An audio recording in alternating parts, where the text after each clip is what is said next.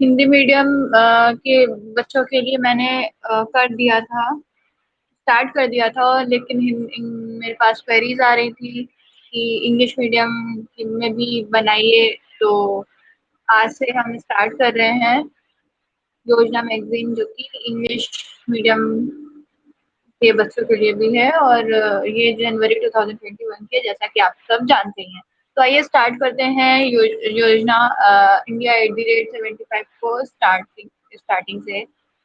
तो इसमें हम फर्स्ट तो पढ़ेंगे कि 75 ईयर्स ऑफ इंडिपेंडेंस के बारे में। फर्स्ट इसमें दिया हुआ है, और फिर सेकंड हम पढ़ेंगे डेमोक्रेसी, पॉलिटी एंड गवर्नेंस। फिर हम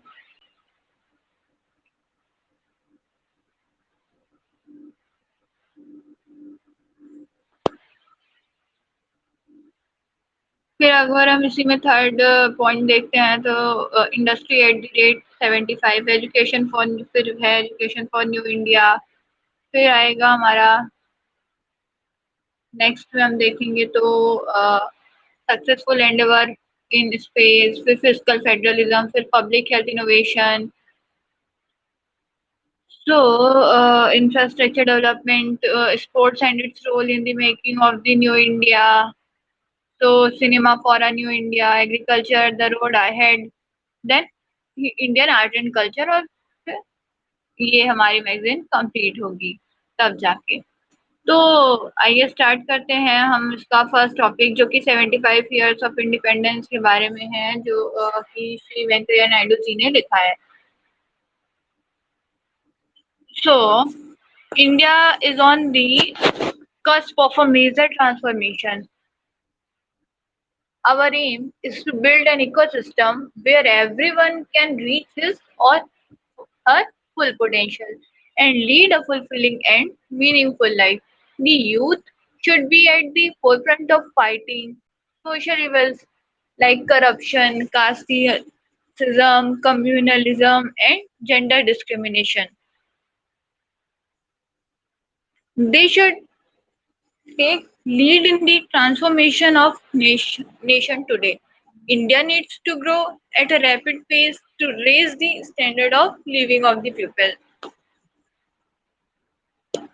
So the year 2021 is going to be a special one, as we will be entering the 75th year of our independence. This is a significant milestone in the journey of our republic and is an opportunity for reflection and introspection on our past achievements and future challenges.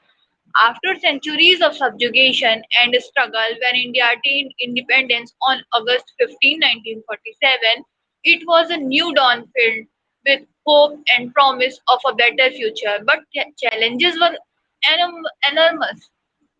So, poverty, illiteracy, malnutrition, and lack of any worthwhile industrial and scientific base, to name a few.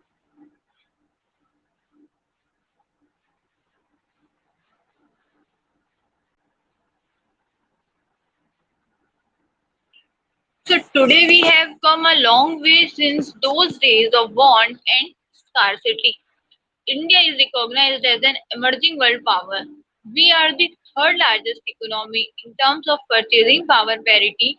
The day may not be far when we regain our past glory of the times when India was known as Vishwaguru and was home to be great philosophers like Patanjali and Shankaracharya, doctors like Charak and Sushruta, mathematicians like Aryabhatta and Varamihir. Referring to this rich legacy, Sardar Vallabhbhai Patel, and he had said, there is something unique in this soil, which, despite many obstacles, has always remained the abode of great souls. It was under the leadership of the great souls like Mahatma Gandhi, Sardar Patel, Netaji Bose, Veer Savarkar that our freedom struggle was fought. As we seek to transform India into a developed and prosperous nation, their lives and thoughts continue to inspire us. With a median of age of less than 30 years, India is a young nation in an aging world. This youthful energy needs to be channelized constructively for nation building. If our youth are sufficiently motivated and equipped with necessary skills, they can become change makers of the society. I would remind them the inspiring words of Swami Vivekananda, who had said, they say, have faith in this fellow or that fellow. But I say, have faith in yourself first. The history of the world is the history of a few men who had faith in themselves. The youth should be at the forefront of fighting social evils like corruption, casteism, communalism, and gender discrimination. They should take lead in the transformation of nation today. So India needs to grow at a rapid pace to raise the standard of living of the people. But this growth has to be inclusive. This growth has to be environment friendly and sustainable. We are duty bound to leave a livable planet of our future generations. Our ancient culture teaches us to live in harmony with nature and all other beings. I have often said that we must preserve our culture and protect nature in order to have a bright future. Our development made should also be balanced. We should strive to bridge the disparities that still exist among people, communities, or regions.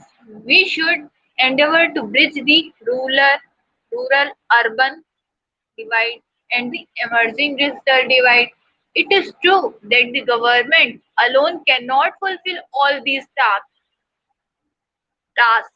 Private sector will also have to join hands. Public-private partnership is the way forward for India's development. Equally important is pupils' participation in the developmental programs.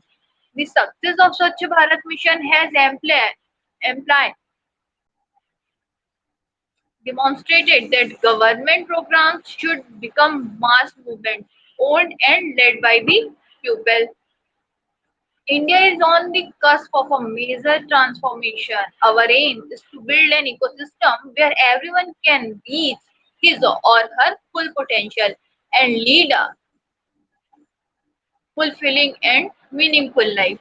The ongoing COVID-19 pandemic has disrupted the normal course of life and has put tremendous stress in our lives. But good news is the manner in which we have carefully calibrated our collective response to the pandemic. Our resolve and resilience have made us endure the negative impact and prompted us to tap into our innate strength to meet the challenge. We are also turning this threat into an opportunity by moving towards Nirbharta or self-reliance. As the development of vaccine is nearing its final stages, we might have some light at the end of the tunnel. I hope we will be able to return to our normal routine soon. India is a vibrant parliamentary democracy that is emerging as an important player on the world stage and continues on its developmental journey with greater confidence, competence, and commitment. My best wishes to Yojana and the Ministry of Information and Broadcasting for bringing out this special issue on India 1875. तो ये line important नहीं थी, ये magazine के according लिखी गई थी, इसलिए मैंने रीड कर दिया. तो अपहोल्डिंग वैल्यूज. अब इसमें आते हैं हम कि डेमोक्रेसी, पॉलिटी एंड गवर्नेंस, जो कि डॉक्टर नजमा हेपतुल्ला ने लिखा हुआ है. तो democracy, polity and governance. Democratic ideals represent various aspects of the broad idea of the government of the people, by the people, and for the people. They include political characteristics that can be seen to be intrinsically important in terms of the objective of democratic social living, such as freedom of expression, participation of the people in deciding the factors governing their lives, public accountability of leaders, and an equitable distribution of power. India is the largest democracy in the world. We really feel proud of it. While India was under the British Dominion, our leaders and freedom fighters, after various fights, revolutionary activities, battles, and relentless movements, sacrifices, and bloodshed of the people of India, endeavoring to achieve and restore a free India. Centuries together, we became a free India. After much discussion and debates, our forefathers and pro-founder labored in drafting a constitution in the form and style of federalism, a union government in the center and provincial governments, state assemblies or assemblies of the union territory amidst the complicacies, pluralistic diversities, differences and confrontations, we ultimately adopted a constitution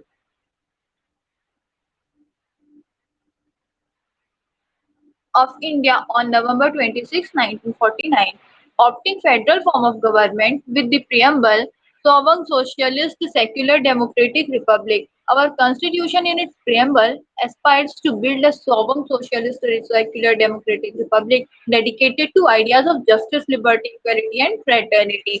For nearly 70 years, we have been witnessing the conduct of successful elections, peaceful changes of government at the center and in the state, exercising freedom of expression, movement and religion by the people of the country.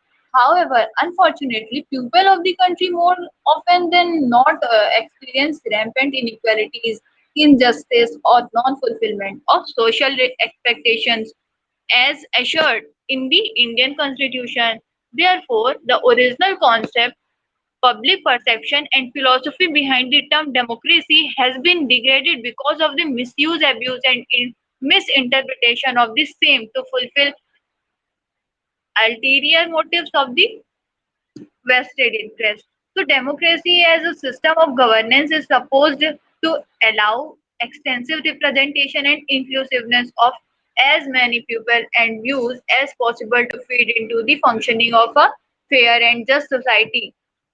The definition of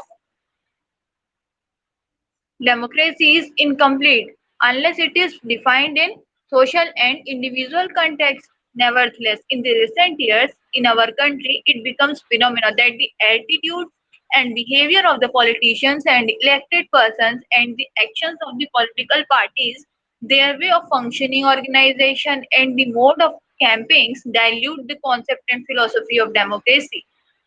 We have seen and experienced the news of muscle power, money power, and worthless propaganda being publicized as their means and ways. Large scale false promises by the candidates and political parties are also vividly visible in their election rallies and manifestos. Even after the elections, the practices of unnecessary and unreasonable horse trading have also been alarmingly increasing during the last few years. So, democratic ideals represent various aspects of the broad idea of government of the people, by the people, and for the people. They include political characteristics that can be seen to be intrinsically important in terms of the objective of democratic social living, such as freedom of expression, participation of the people in deciding the factors governing their lives, public accountability of leaders, and an equitable distribution of power. Therefore, when we say Indian democracy, we mean not only that its political institutions and processes are democratic, but also that the Indian society and every Indian citizen is democratic, reflecting basic democratic values of equality, liberty, fraternity, secularism, and justice in social sphere and individual behavior. Democratic governance is a condition in which the promise of justice, liberty, and equality entrenched in the Constitution is realized in a democratic political framework where the government is sensitive to the pupils' identities, aspirations, and needs, and where people feel secure and content, only then the meaning of democratic governance will be honored. The biggest challenge and threat that our democracy is facing in India today is the rampant corruption. In spite of establishing various agencies to contain check, the most dignified symbol of Indian democracy has now become diluted. Today, corruption in public life has been a major concern in India. Corruption continues to exist in covert and overt ways at all three levels political, bureaucratic, and corporate sector. One can see the nexus between politicians, bureaucrats, and industrialists, which has resulted in corruption and corrupt practices. The high level of corruption in India has been widely perceived as a major obstacle in improving the quality of governance. In fact, corruption is a sign of political instability and institutional decay, challenging seriously the validity and propriety of governance. Apart from rampant corruption, criminalization has also tarnished the image of Indian electoral politics in the present situation. Glaring example is that criminalization of political means to use politics or political power for immoral gains. Therefore, criminalization of politics is totally opposite of democratic values and has no place in a democratic setup. Here, our voters, political parties, and the law and order machinery of any state of the country are all equally responsible for this. It is quite painful to know the unholy nexus between politicians, civil servants, and business houses during the last few years to influence on public policy formulation and governance. The crisis of governance in India has been taking place very frequently. As a matter of fact, it is a consequence of the breakdown of democratic institutions and the emergence of an unholy nexus between inefficient, corrupt civil servants and vote hungry politicians to have established a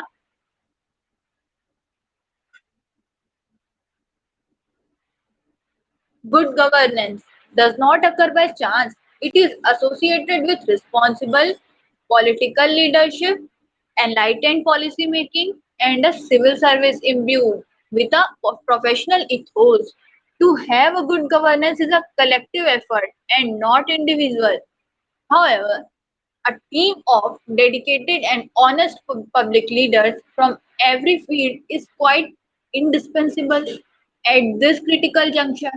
The presence of a strong civil society, including a free press and independent judiciary, are also the precondition for such good governance.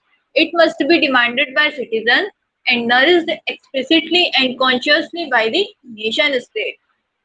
In addition to the above highlighted points pertaining to good governance, the greatest threat to the Indian democracy and policy today is disunity among the different communities of the country. Unity or disunity existing at a particular moment is also always an issue. It is a fact that during pre-independent period, Hindus and Muslims of India were fairly united. If the status quo is again now maintained to Indian democracy, polity and governance will be meaningful. At this critical juncture, we, the people of India, need dedicated, selfless, and honest rulers, administrators, in order to use the real democracy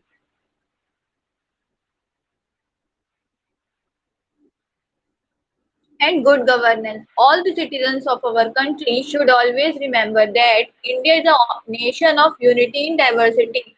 We all should always unitedly uphold the value of democracy, polity and governance. तो आइए बच्चों अब हम start करते हैं easy of doing business के जो कि स्पेशल आर्टिकल है एट इंडस्ट्री @75 का जो कि सुरेश प्रभु जी ने लिखा हुआ है तो इसका जो आइए इसको हम पढ़ते हैं तो India being the world's largest democracy has seen a rapid transformation in recent times. We are one of the world's youngest democracy but still among the fastest growing nations. India has doubled its GDP to nearly $3 trillion within a decade and is currently the world's sixth largest economy and is expected to touch the $5 trillion mark in the coming years and progress as a key economic engine in Asia. So, with the recent inauguration of the new parliament building on December 10, 2020, we also marks our 75 years of independence. We are moving towards creating a new India by 2022, which would be Atmanirbhar Bharat, self-reliant India. Under the able leadership of PM Modi, India is witnessing the next level of governance and transformation which has never been seen in the entire history of the country. With the minimum government and maximum governance model, along with the concept of cooperative federalism, PM Modi is leading India to new heights amidst various challenges, including COVID 19. So, industrial growth in India has not been easy. It has gone through various phases of development over the years. The advent of Britishers in India led to the decay of the Indian handicraft industry and machine-made goods started flooding into the Indian market post-industrial revolution in Britain.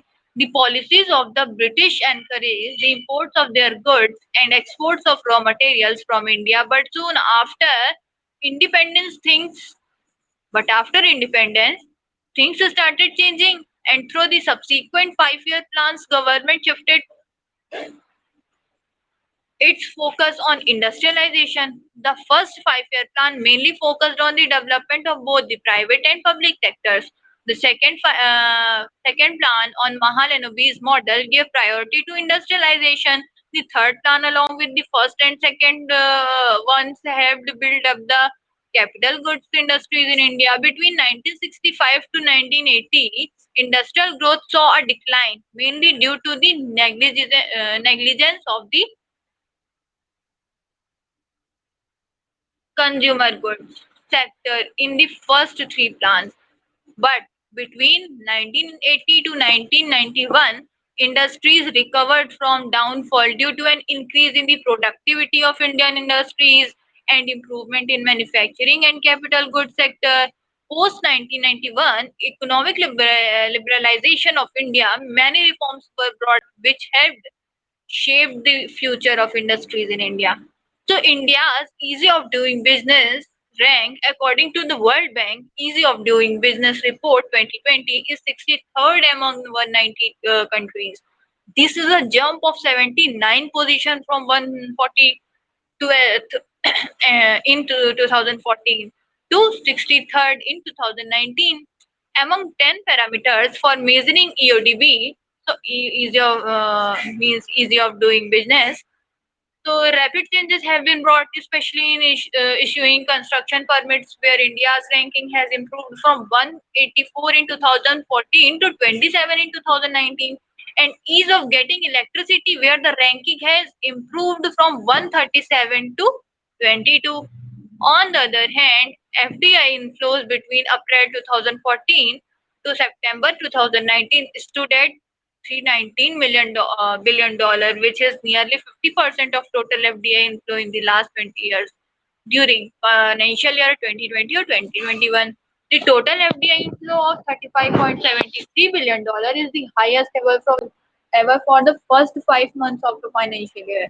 Recently, the government has also approved 100% FDI through the automatic route in coal mining, 100% FDI through the direct route in contract manufacturing, and 74% through automatic route in the defense sector. So FDI in India is estimated to reach $100 billion in dollar inflow per annum by 2022. This will further boost our domestic manufacturing and will also help in employment generation. The startup culture in India has been massive growth with more than 40,000 startups recognized till December 2020 by the Department of for Promotion of Industry and Internal Trade (DPIIT). Under the Startup India scheme launched in 2016, thousands of young people are aiming to become young entrepreneurs with a wide number of events being organized regularly through Startup India initiative, including boost camps, hackathons, and online competitions. The government flagship initiatives like Atal Innovation Mission have helped advance India's position in the global innovation index from 81 in 2015 to 48 in 2020. Through this initiative, the promotion of a culture of innovation and entrepreneurship across the length and breadth of our country has been started right from school education through setting up of 4870 plus operational adult tinkering labs in 60 plus districts impacting around 2.5 million students.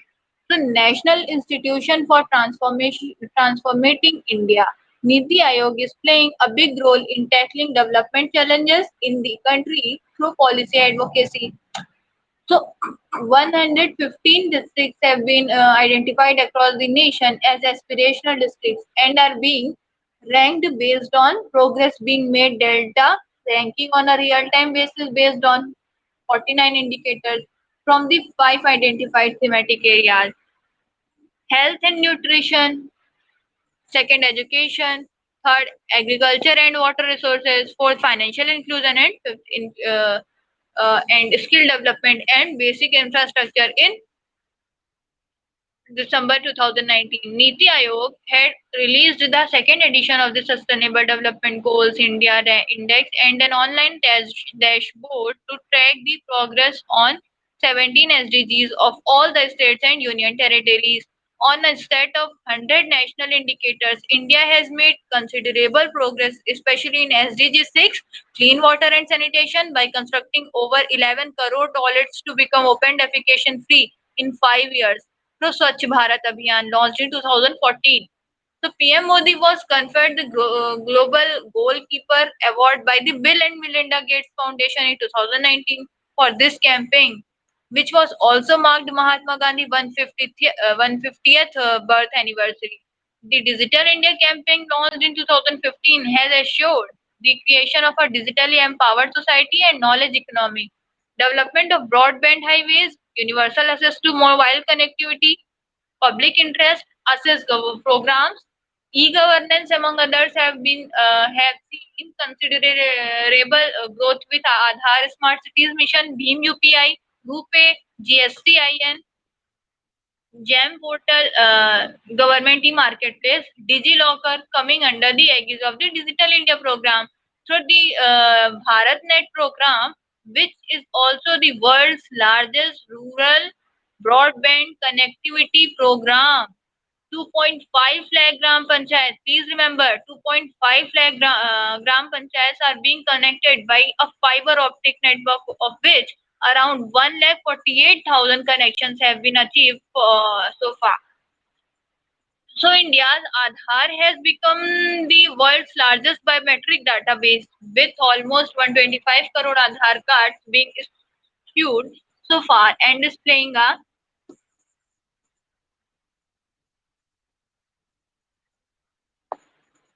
pivotal role in preventing leakages via its integration with the direct benefit transfer (DBT) scheme. Apart from this, through schemes like Jan Dhan Yojana launched in 2014 by the government, 41.38 crore beneficiaries have um, banked so far, with 139.32.33 crore balance in beneficiary accounts. Bill Gates recently hailed India's inclusion policies and called UPI and Aadhaar a phenomenal system that has drastically reduced the cost of money distribution among the poor.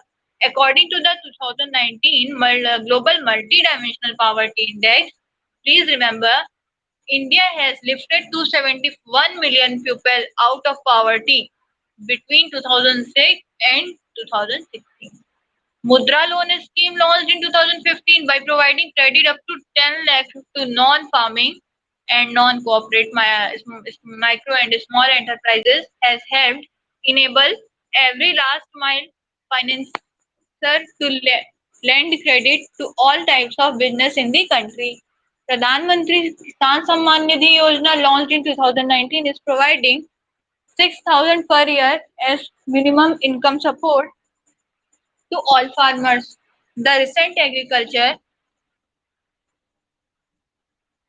sector reform bills passed by the government will further facilitate farmers by providing them new markets, advantages of technology, and helping bring investment and double their income by 2022. So India's global stature has improved considerably with its recent election as chair of the World Health Organization Executive Board in May 2020 and being elected as a non-permanent member of the UNSC, United Nations Security Council, for a two-year term in June 2020. India is emerging as a global power and is scheduled to host the G20 in 2023. Also, in June 2020, US President Donald Trump had invited PM Modi to attend and be part of G7 as he wanted to expand G7 with about 10 to 11 members, which would give India a chance to expand its economy rapidly.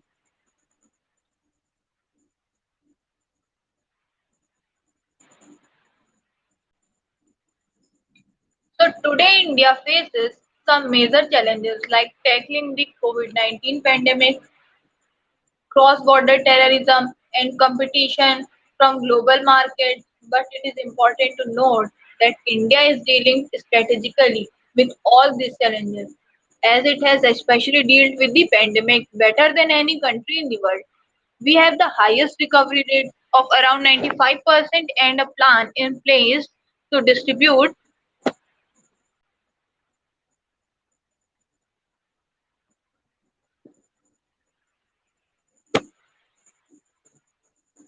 vaccines to all of our citizens. India manufactures more than 60% of all vaccines sold across the globe, and today is the most sought after destination for manufacturing COVID-19 vaccines.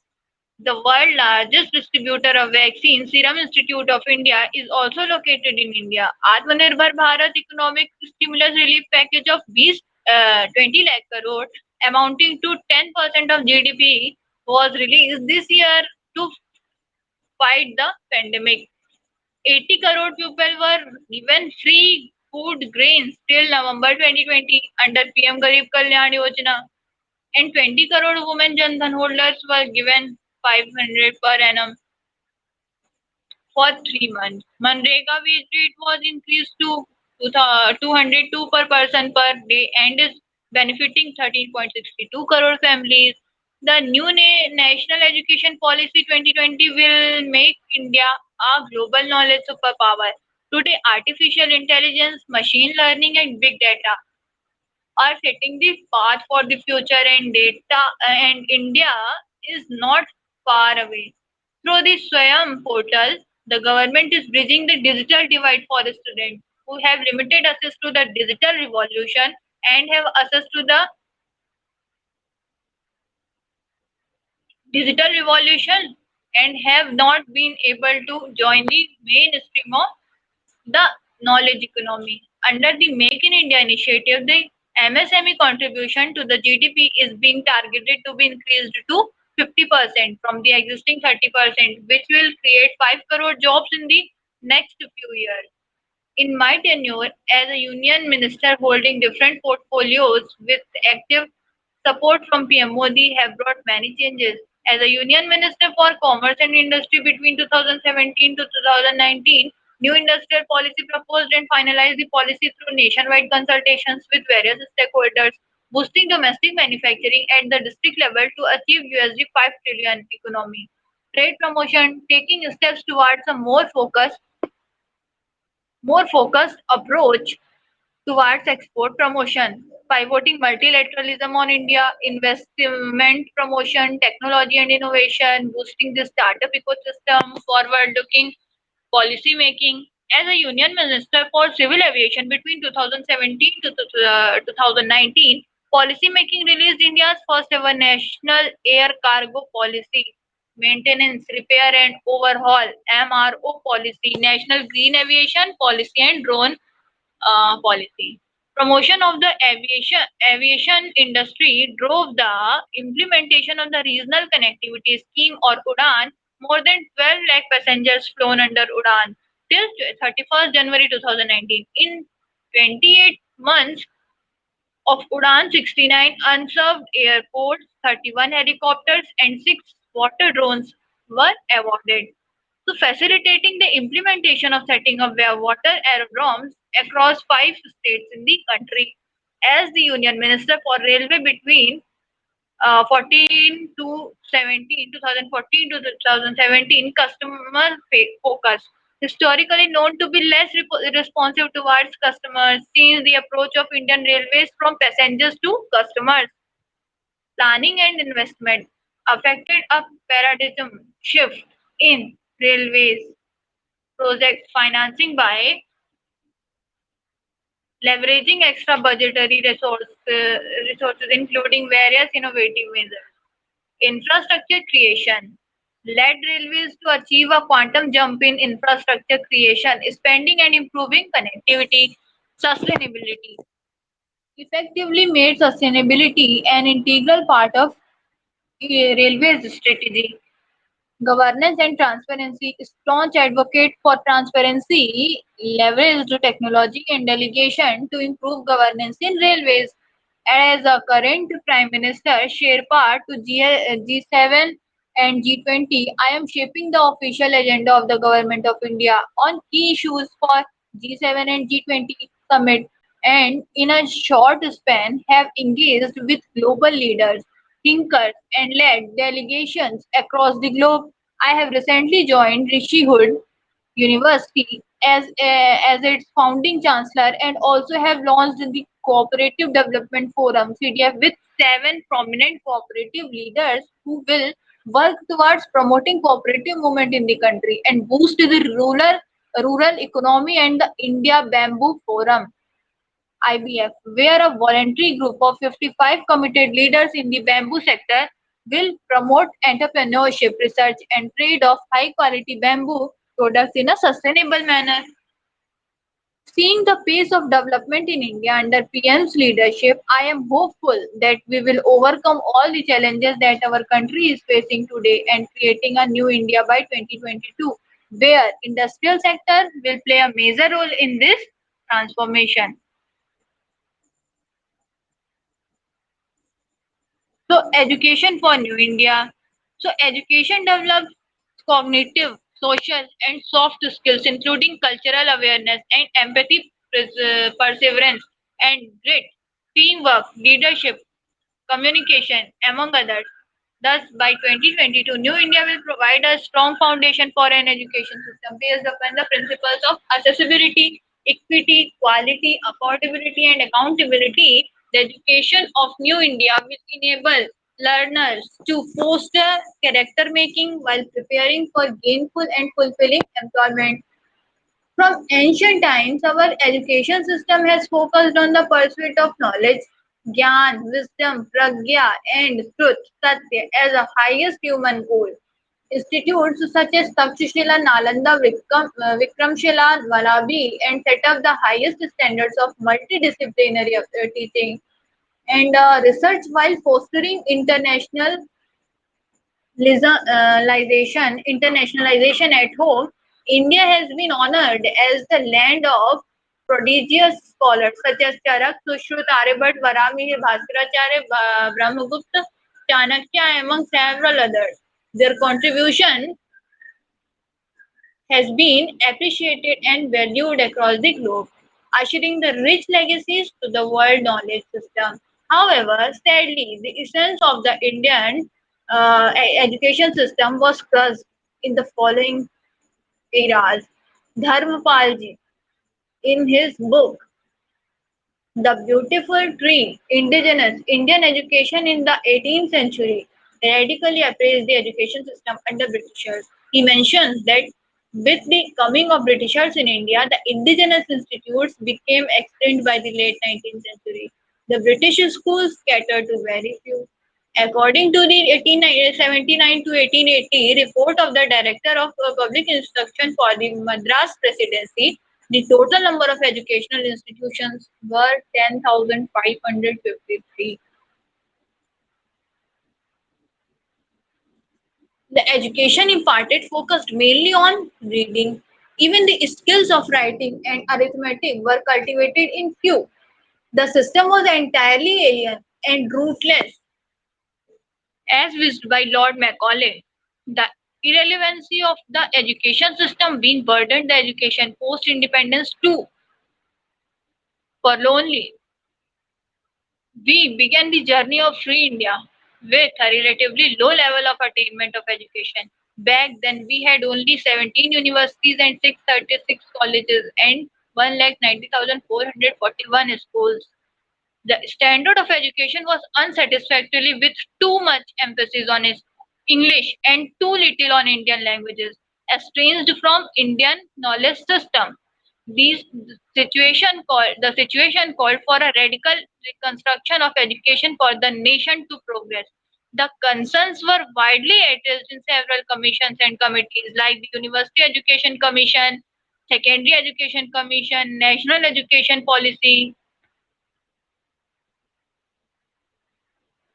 National Commission on Teachers, National Policy on Education, modified in 1992, NPE 1986 to 1992, and the National Curriculum Framework 2005.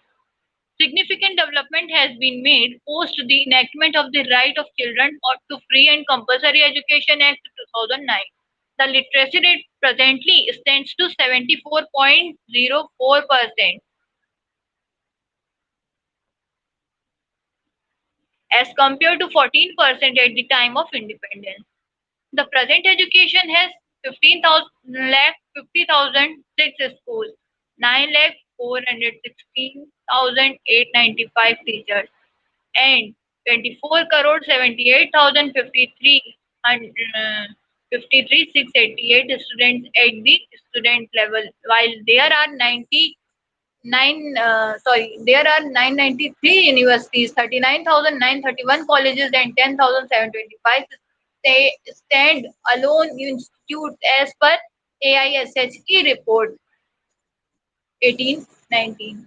2018-2019, making India the second largest education system in the world.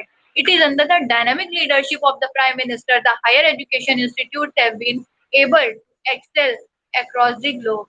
As per the latest edition of the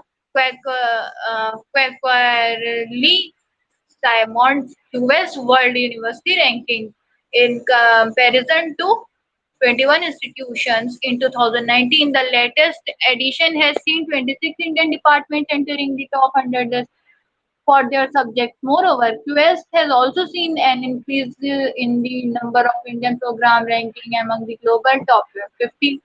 Further, for the first time, India is among the 50 countries with a rank of 48 in the world in the Global Innovation Index. India stood at 81st position in the year 2015. Even in the employability ranking 2020, India has improved its ranking from 23 in 2010 to 15 in 2020. Even as developed countries like the UK and US universities showed a decline. As a step forward, augmenting the progress achieved in the past years, the Ministry of Education has introduced